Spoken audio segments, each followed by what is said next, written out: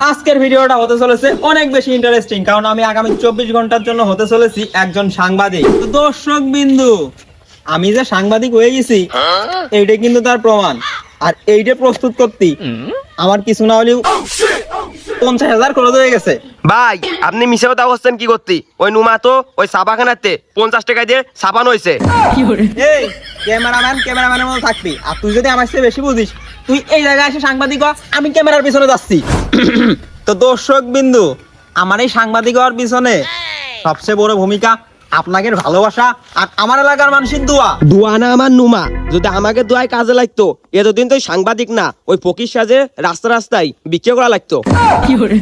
এই নিজের মানুষই যদি পিছনতে ছুরি মারে তাহলে এইসব কাজে আসলে আইগন যায় না। তো দর্শক বিন্দু, আমি আর থামে থাকতে যাচ্ছি না, এর কথায় কান না দিয়ে আমি দ্বিতীয় ঘন্টায় পা রাখতে যাচ্ছি মূল সাংবাদিকতায়। পুরো 50 লাখ টাকা দিয়ে বিল্ডিং এখন দাঁড় করাইছি, এর আশপাশে কালো দেখলি হয় টাঙ্গের নোলা একবারে ঘুরে দেবো। তো দর্শক বিন্দু, আজকের এই সাংবাদিকতার শুরুতেই আমি দেখাতে চলতেছি আমার এই পিছনে দাঁড় করানো বিল্ডিংটার শুরুতে শেষ পর্যন্ত দাঁড় করাতে কি কি কাঠখড় পোড়াতে হয়েছে। বুঝলাম না ভাই, আপনার তো আমি ঠিক চিনলাম না। আর ইটি আদেশন কি করতে 20,000 ফেলান? বাহ, কত সুন্দর কথা। এই তোর আমি 20,000 দিতে যাবো কি করতে? আর আমার টাকার অভাবে আমার এই লো বাজেটের ভিডিওর বাজেটই মাত্র 20 টাকা। ভাই আমিও তো কিছু বুঝি নে, আপনার আমার 20,000 টাকা দিতেই হবে। আর কথা হচ্ছে ওই 20,000-এর পাশাপাশি আরো 30,000 জরিমানা দিতে হবে, কারণ ওই আমার অনুমতি ছাড়াই আমার বিল্ডিং এর বেলকনিতে আপনি উঠে পড়ছেন। দর্শক বিন্দু, আমি তো মাত্র 50 টাকা দিয়ে এটা সাজাই নিয়ে আইছিলাম আমি একজন সাংবাদিক হবো এই জন্যই। আর এ আমার কাছে 1 টাকা না 2 টাকা না 50,000 টাকা চাই বসতেছে। যদি 50,000 টাকাও দেয়াই লাগে তাহলে তো মনে হয় ওই যে ওই ক্যামেরাম্যান ছাড়াই আমার এরপরে তো ভিডিও করা লাগবে না। ও ভাই, আপনি তাহলে লিগাল একজন সাংবাদিক, তাহলে এক কাজ করেন, আমার এই বিল্ডিং সম্পর্কে আমার কাছ থেকে ওই কিছু তথ্য নেন।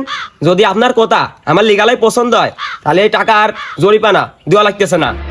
যাক, এইবার একটু ভালোই হয়েছে, টাকা তো আর দেয়া লাগতেছে না, প্রশ্নই করি। ভাই আমি এতক্ষণই জানতে পারলাম আমার এই পিছনের বিল্ডিংটা আপনার। তা আপনি হন কন এই বিল্ডিংটা খাড়া করাতে আপনার কত গেম্মা কি খরচ হয়েছে? উত্তম প্রশ্ন, লিগাল একটা উত্তম প্রশ্ন করা হয়েছে, ভালো একটা প্রশ্ন করছেন। আর কথা হচ্ছে আমার এই বিল্ডিং খাড়া করতে ওই বেশি খরচ হয় নাই, মাত্র 50। ও ভাই, মাত্র 50,000 টাকায় আপনি এই পিছনের বিল্ডিংটা খাড়া করাই ফেলছেন? আমার মনে হয় আপনার ভিতর নিশ্চিত দুর্নীতি আছে। 50,000 নাকি? পুরো স্যাপ দেখো না টাকা 50 লাখ টাকা দিয়ে পিছনে বিল্ডিং খান দাঁড় করাইছি। আর তোর মূলত লিগালে প্রশ্ন করা হচ্ছে না, আমার মনে হয় তো জরিমানা দিয়ে তারপরে যাওয়া লাগবেন। ওই দারে আমার মনে হয় উস্কানিমূলক এরকম প্রশ্ন করা উচিত হয় নাই। ভাই আপনি যে আমার এই পিছনে থাকা বিল্ডিংটা 50 লাখ টাকা দিয়ে ভাড়া করাইছেন, আপনি কি আগে চুরি করতেন নাকি কোনো ডাকাত দলের সদস্য ছিলেন?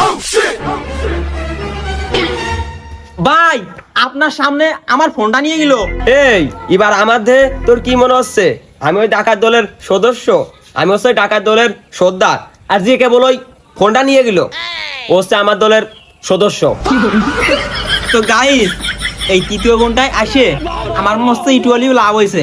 এইবার এই ডাকাত দলের সর্দার আর ও সামসার আমি একসাথে ইন্টারভিউ নেব। আচ্ছা ভাই, আমি যতটুকু জানতে পারলাম তুমি হচ্ছে ডাকাত দলের একজন সদস্য। আচ্ছা তাহলে তুমি কত বছর ধরে এই ডাকাত দলে যুক্ত আছো? ভাই ওই আমার তো গুণা নাই, তার ডাকাত দলের সাথে যুক্ত আছি কিছুটা হলেও 20 বছর। আচ্ছা তাহলে তোমার বয়সটা কত? কে ভাই, সামনের 28 তারিখই আমার জন্মদিন, মানে কথা 16 বছর পূর্তেছে। আসলে হয় না, আমার সাথে থাকে তুই ন্যূনতম ওই জ্ঞান বৃদ্ধি করতে পারিস নাই। তুই লোকের সামনে কথাটুক কলিছি, আমার দলে তুই কিছু না হলেও 40 বছর ধরে আসিস। ভাই আমি এই ছাগলটার কাছ থেকে যতটুকু জানতে পারলাম এর বয়স হচ্ছে 16 বছর।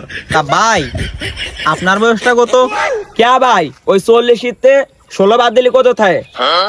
ওই 24 বছর আর আমার বয়স ওই 24 বছর, মানে কথা আমরা ওই 24 আর 16 40 বছর ধরে ডাকাতি করি।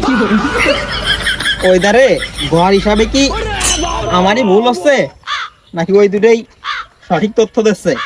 তা ভাই আপনারা দুইজন কি এই জন্মের পরেতে ডাকাতি শুরু করছেন? তা জন্মের পরেতে ডাকাতি না করলি ওই 50 লাখ টাকা কি মারা আইছে আর বিল্ডিংটা এমনি এমনি খারাপ গেছে। এই, চুপ কর শালা পাগল, ওই সামসার মতো থাক। তুই এই বাড়ির কাছে গোপন কথা কয়ে দিচ্ছিস কি করতি? 50 লাখ টাকা কি মারা আছে? তুই জানিস না ওই বিল্ডিং এর অর্ধেক ইটি চুরি করা। আর ও ভাই ভালো কথা, ওই যে আমার উস্তাদি মনে করা দিল ওই বিল্ডিং এর অর্ধেক ইট ওই চুরি করা। ধুর বাল, এই সাংবাদিকতা করতে আসে এসব সোর্স চ্যাসরের এসব কথাবার্তা আমার শোনা লাগতেছে। তো দর্শক বিন্দু, এই সোর্স চ্যাসরের এসব কথাবার্তা আমার কানে এমনিতেও সহ্য হচ্ছে না, আমার দ্বারা আর এসব সম্ভব না। এই জায়গায় ক্লোজ।